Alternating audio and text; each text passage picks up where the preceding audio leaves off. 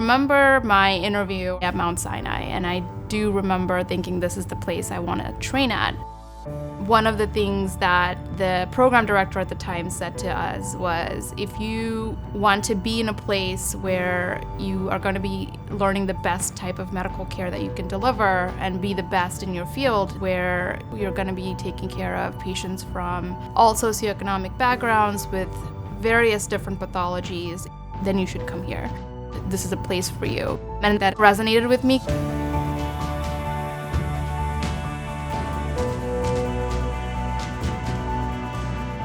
When you have a critically ill patient, we're making a lot of critical decisions very quickly, and we have to use all the information that's available to us and process it quickly to make those decisions, because the time you take to make those decisions matter in how the patient recovers or whether or not they recover. My research is geared towards caring for patients with acute respiratory failure. Every year in an emergency room, there's maybe 1 million patients who come in annually with respiratory complaints, and the decisions we make in terms of what type of device that we use to support them, whether we put them on a mechanical ventilator that's invasive or non-invasive, all of those have meaningful impacts on their morbidity and mortality. A lot of the time, that expertise of managing that patient is not always available at the bedside.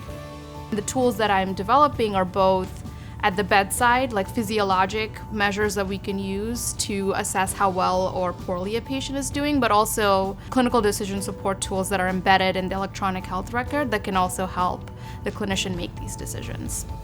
What the tool does is it's an algorithm that helps the clinician identify that based on the patient's characteristic, this is the best type of therapy for them.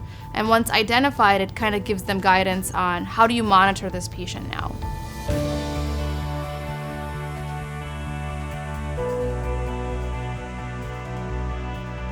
Receiving the Distinguished Scholar Award was very gratifying. One, felt like there was some acknowledgement of the work that you're doing and that it's important. But there's also the idea behind it is that you're helping caregivers who have other responsibilities get some additional help while they're taking care of those responsibilities. And that was very helpful to me. I have 2 children at home, and they demand a lot of my time.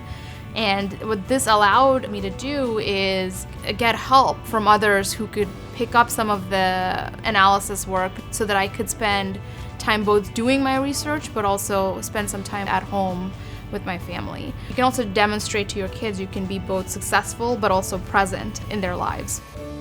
They're very proud. I don't know if they know exactly what I do, but they always tell their teachers what I do. My mommy is a doctor.